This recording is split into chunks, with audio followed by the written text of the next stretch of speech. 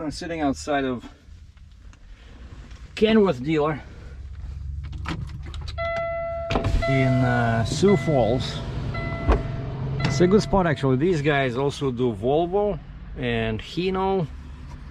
Pretty big property, so you can go in even with a trailer like mine. And next door is a Peterbilt. And this guy, I talked to the guy, exchanged emails. Basically, I went to the website yesterday, and I wanted to see if there's something where you can do an appointment online. You know, sometimes it works, right? And I see they have a service appointment, so I did that. I fill out the information, and this was Sunday night, and surprisingly 15 minutes later I had an email from this gentleman named Robert.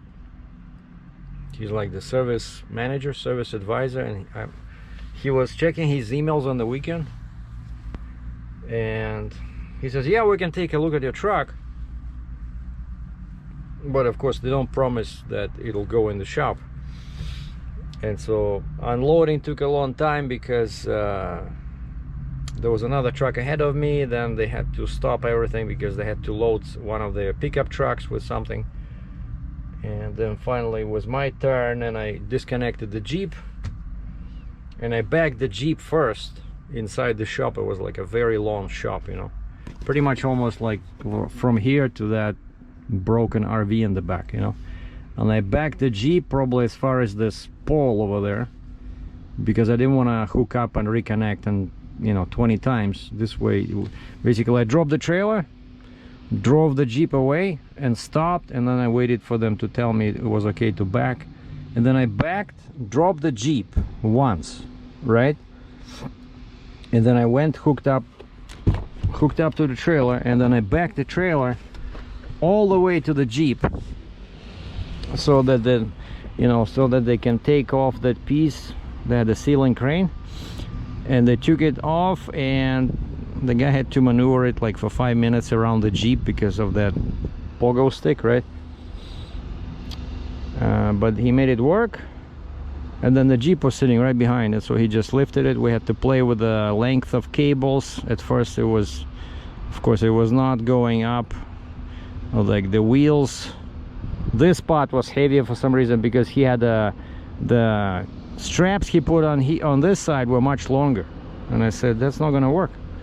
And sure enough, the front started going down and pretty much hitting the rear of my trailer because the Jeep was all the way there. And then he had to change the straps on the front, and he added a couple of shackles in the back to make the rear chains a bit longer. And finally he was able to lift it. And I told him, I said, you know what to look for. I said, just as long as the tie is on your end, because he was watching that side.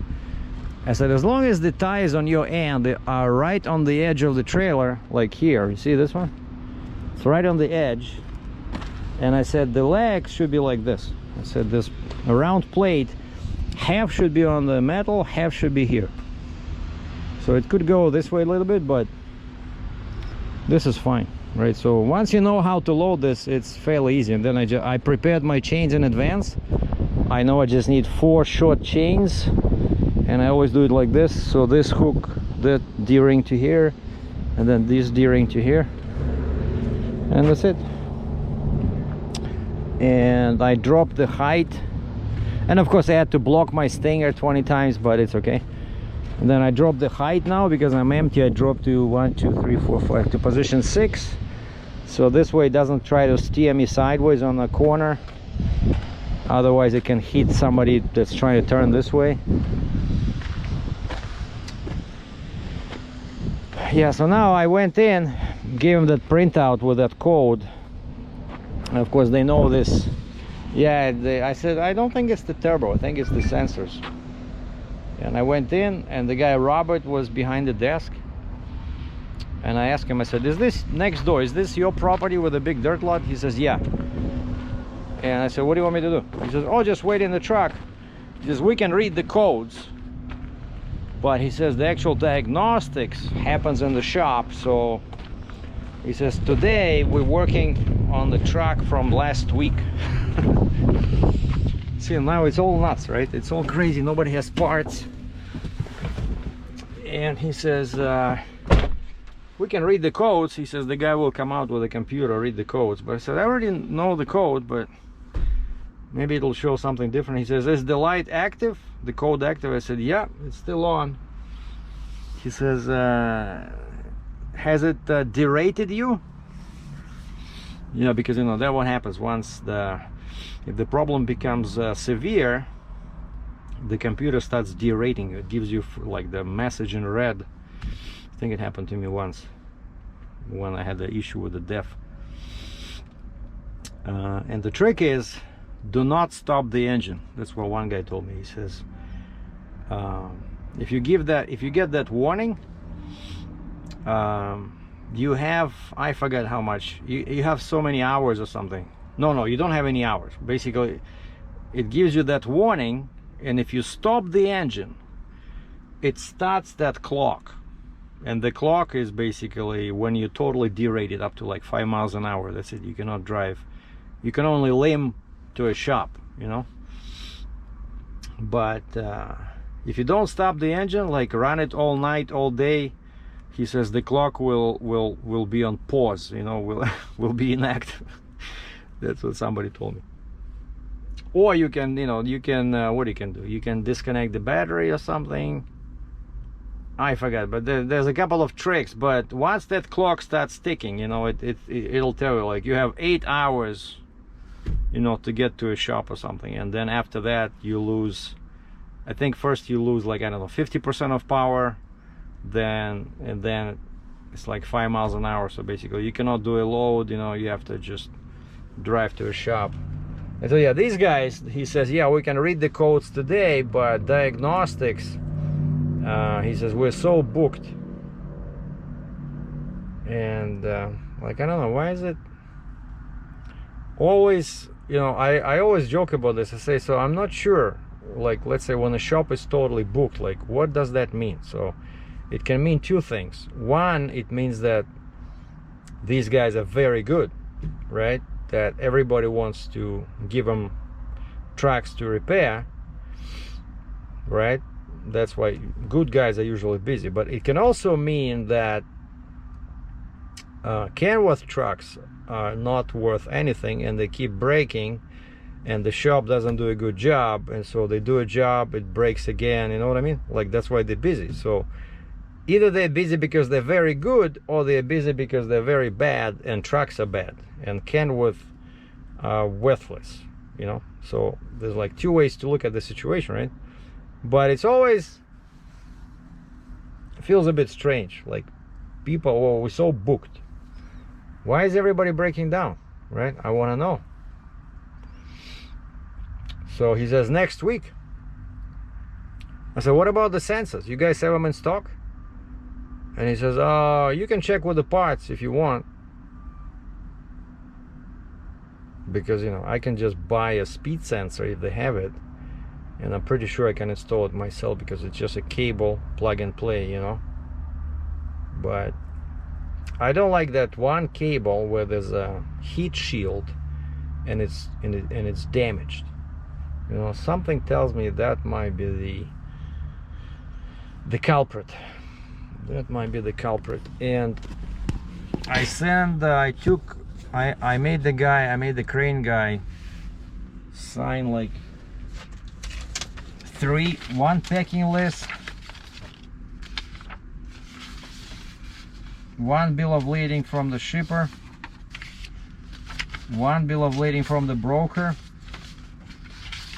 and one bill of lading from Sergei Dratchev heavy haul. Surprisingly, he didn't say anything, but I said, hey, normally I have my bill of lading, and then the broker usually gives me a bill of lading. This time the shipper gave me their own bill of lading, and they also gave me a packing slips, like from my broker sent me a packing slip. And these guys are, they were insisting that make sure you take a picture and I send it to this email, and so I did. I met a guy who also had the similar machine, was unloading. I asked him, how much did they pay you?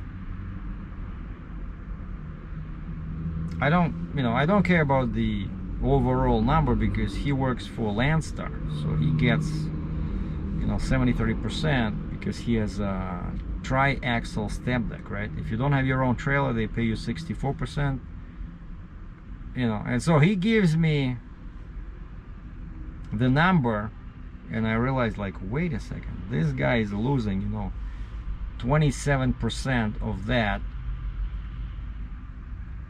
But he had exactly the same thing, you know, the gearbox with a drive shaft hooked up as one unit. But his miles were a bit longer. He was coming from Florida. His miles were something like 1,400 miles, right? Mine, I think, were like 1,100 or like closer to 1,000. And also his machine was a bit heavier. They said if mine was somewhere between 56,000 pounds, his was 60,000 pounds. But still, I got $5 a mile US. He got $5.75. You know, not to his truck, but to the company, to Landstar. And that always makes me angry. Like, a step deck is paid more than an RGN.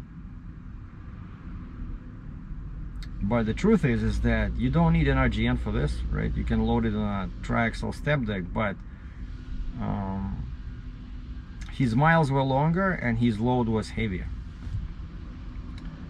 And when he came in, his step deck was like in the front, under the main beams. He had like this much space off the ground. And I'm like, what's going on here? And he says, oh, he says, I just got this step deck. He told me the price. I was shocked. But it's a very premium type of a product, but a 3-axle, low pro, all aluminum, like these, you know, fancy tie downs that you can put anywhere, kind of like what Fontaine does. Fontaine has a flatbed step like that, you know, they call them a Revolution, right, where you have these special hookups. You can put them in the rails on the side, like a very nice fancy step deck. Oh, and he can lift the rear 2 axles when he's empty. He can lift the rear 2 axles, the rear one. It's like amazing. He has all these, you know, air switches under there. But he says because nobody has trailers, he couldn't do a custom trailer, and so he bought this one, you know, from the parking lot basically of this manufacturer.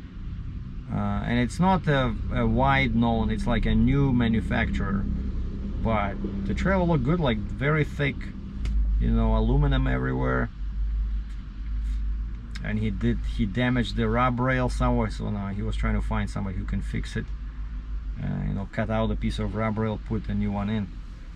But so I said, why is it so low? He says, oh, it's because I couldn't do the custom one, right? And this trailer requires somewhere around like 48-49 inches at the 5th wheel, and his truck is lower. And I remember I had this issue on the Mac, because I didn't realize it at the time, but you know, you always have to specify the height of the 5th wheel when you spec the truck, because I mean, of course, if you know what kind of trailer you're pulling. Like if I was buying a new truck now, I know what Fontaine requires. Like for this trailer, the 5th wheel height is 50 inches, okay, which means that the truck spec should say 50 inches, and I think mine is 50 inches. But if I want to change tires, right, if I do change tires, how many emails I have? 18? Man. Oh, it's all loads from this broker I just signed up with. But okay, Edmonton, Alberta, I'm not interested. Winnipeg, Manitoba, not interested. Okay, Illinois, BC, Beam, 109,000 pounds, not interested. LTL from Regina, not interested. New Brunswick to QC, not interested.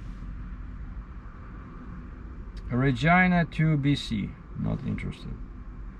Terrace, BC to Kamloops, not interested. Surrey, BC to BC, not interested.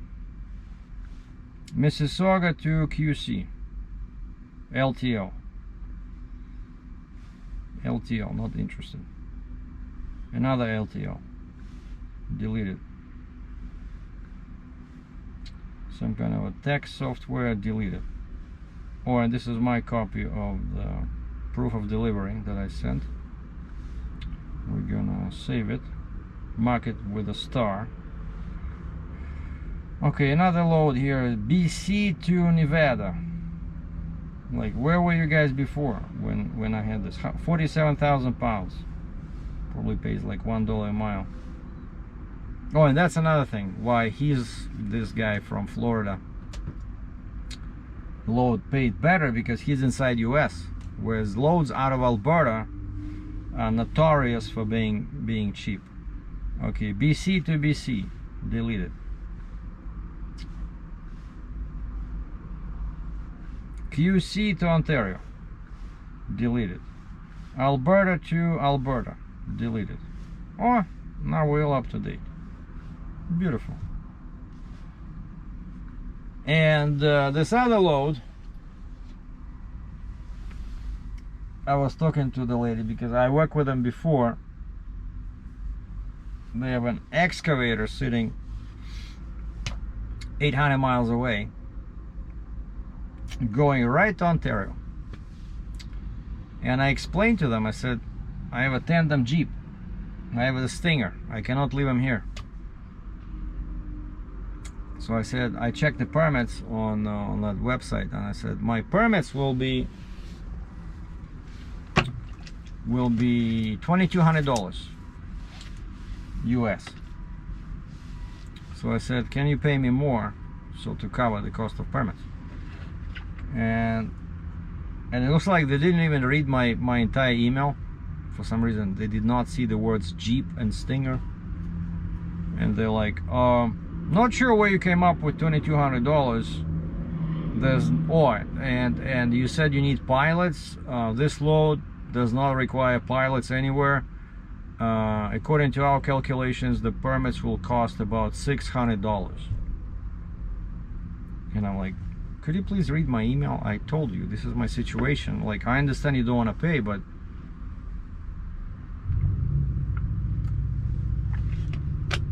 if you want me to move it, I said, I cannot do it for cheap, because I cannot just you know, at least let's split it, right? Just give me, instead of $600, that, because they were factoring in this $600, right? Like, the rate per mile was okay, but maybe ask them for, like, I don't know, extra $500. At least then we kind of split it, right? That $2,200 that I have to pay. But honestly, I would need one pilot in the state where I'm picking up, and then 2 pilots in Michigan.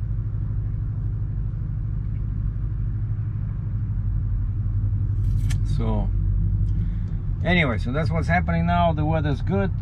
I'm sitting waiting for the guy to read the codes and see if there's something I can do myself, you know, maybe get a couple of sensors if they have them and just change the sensors, or maybe try my luck at the Peterbilt. Maybe I should call him right now, you know. I know you guys always like listening in on my conversations. Alright, how do we find the phone number?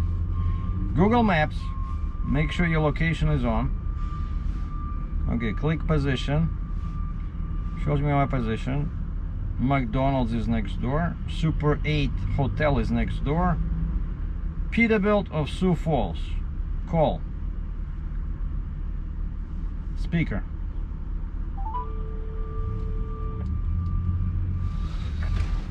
Good afternoon, Peterbilt of Sioux Falls. Yeah, hi. Can I speak to somebody in service?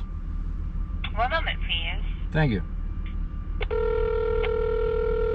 Nice voice. Services, can I help you? Yeah, hi. Are you guys as busy as the Kenworth here next door? I have some code, some sensors, you know, around the turbo, you know, like a speed sensor, stuff like that. Yep, I'm out like next Tuesday. Next Tuesday. So you Yes, sir. you cannot do anything like a diagnostics. Basically, it has to go in the shop, and so it's still 1 week, right? Yep. All right. Okay, thank you. Bye. Hey, yep. You see? Next Tuesday. So it's better stay here because this guy said next Monday. No, but I'm not gonna wait that long because this is BS, you know. It's sensors, I'm pretty sure, because otherwise it would have derated me a long time ago. Like my temperature is fine, my boost is fine, booster goes all the way to 30 as it should.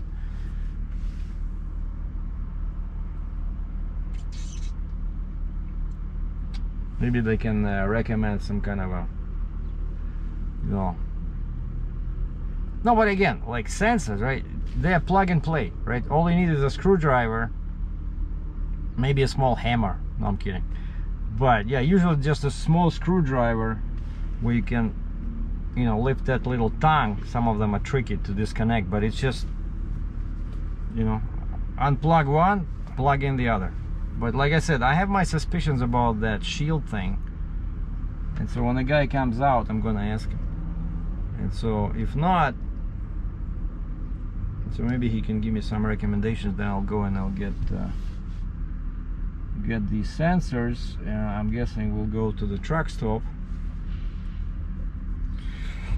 Yeah, that crazy Flying J, where it's just like 3 miles from here, but they have Denny's. Pretty good food, and the parking was a bit limited, but maybe so early in the day it should be okay. Well, we have bad news and good news. The good news is there's 2 pieces of good news, 1 piece of bad news. So the good news is that I have the part number, which is based on my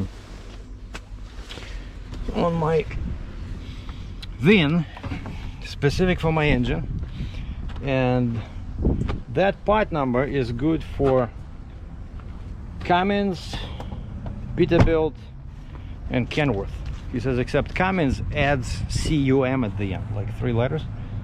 And also the guy brought me to the shop and he showed me the sensor, because at first he said it was this one. He says that's your speed sensor, but then turns out it's this one. See, like it's all very close here, so it's easily can be the wiring. And that's, he asked the Cummins guy there, and he says yeah, it can be the wiring because it's so close, there's so much heat in here. And actually I see here, look at this, no, just the wiring. And so he said the sensor is over there. I said how do you get it out? He says there's one little bolt in there, just take it out. And he says make sure you take out the O-ring. He says you cannot leave the O-ring in there. But I'm pretty sure, I think it was touching here. Did you see that? Before it was like this. And this is extremely hot area. And so I'll make sure, I think I'll make sure I'll change this as well. Not just the, I'll get the, probably then you have to change this big plot. So that sensor is 245 bucks. But, and that's where the bad news comes in. The bad news is that Kenworth does not have it. He says let me check the Cummins across the street. Bad news for bears, Cummins does not have it. I said what about Peterbilt next door? He says let me check. Like this guy was able, he was very helpful actually. Nice fella. He says Thunder Bay, Ontario. I said what's in Thunder Bay, Ontario? He says well, in Thunder Bay, Ontario, local Peterbilt has it. He says are you going that way? Because I told him I'm from Ontario and I'm going east. And I said well, I am going east, but Thunder Bay is it's, you know, up north. And then he says okay, hold on, how about Davenport, Iowa? I said bingo, that's close to Walcott, Iowa, right? The big Iowa 80 truck stop. He says yep. I said who is it over there, Kenworth or Cummins? He says Peterbilt. So Peterbilt has this part. So if any of you guys watching this I want you to get me the spot number 564-3241. Of course, if you are a Cummins technician, get me this ASAP, 564-3241, and I'll pay you the money back with a tip. But for now, since nobody has it, and I'm not derated, and I'm empty, because I haven't booked a load yet, but I haven't eaten anything all day today. So the plan now is to turn the key. That's step number one. No, step number one is to program Denny's. Come on. Flying J over here. Flying J. I'm like 2 minutes away. So I'm going, yeah, no, 5.2 clicks. But I can go right on this road, or I can go on I-90 and then go south. Sorry, I don't have any information about that. No, forget it. I'm not talking to you. Yeah, I think I'll just go on 90 and then take the first exit and go south. And then I'm gonna have a good lunch and then come down and try to find the load. And then on the way to the load, or from the load, basically, whenever I see a Cummins or Kenworth, I'll be asking them for this speed sensor. And of course, we're assuming that this is not the turbo, but I've been driving with this light for 500 miles. I think it was the turbo. I would see some black smoke out of my stack, or my hood would explode or something like that. It's the wiring, I'm pretty sure. Like this, very hot temperatures in there.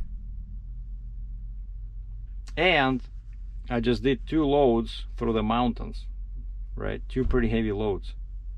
So the engine worked very hard, and that's my next upgrade to the truck will be not the tuner as I wanted, but I'm gonna add exhaust manifold temperature, because I asked them about this. They didn't give me this, they didn't find the spot. They gave me this, right? Brake trailer. I don't care about the brakes on my trailer. I already have this. Brakes, where is it? This one. The main brakes, right? I don't need to know the PSI on the brake trailer. Okay, so I'm gonna take this out and I'm gonna tell them to install here my exhaust temperature gauge. Because I'm pretty sure it's already installed there. It just, they didn't give me the actual gauge. But I need to see that when I'm climbing a big hill, you know, with a heavy load. If exhaust manifold, you know, overheats, that's when, remember I had to change my exhaust manifold gasket? Probably that's why, you know, because I don't have any control over the exhaust manifold temperature. I try not to exceed 200 F, but then, you know, sooner or later I get tired and I just let the automatic fan control it. But then it kicks in too late, you know, and maybe my exhaust temperature went overboard a couple of times, so that's what can happen. All right, let's go grab something to eat and find a load. If there's no loads, I'll stay here maximum 2 days, and then I'm heading home. I'm sick and tired of this BS.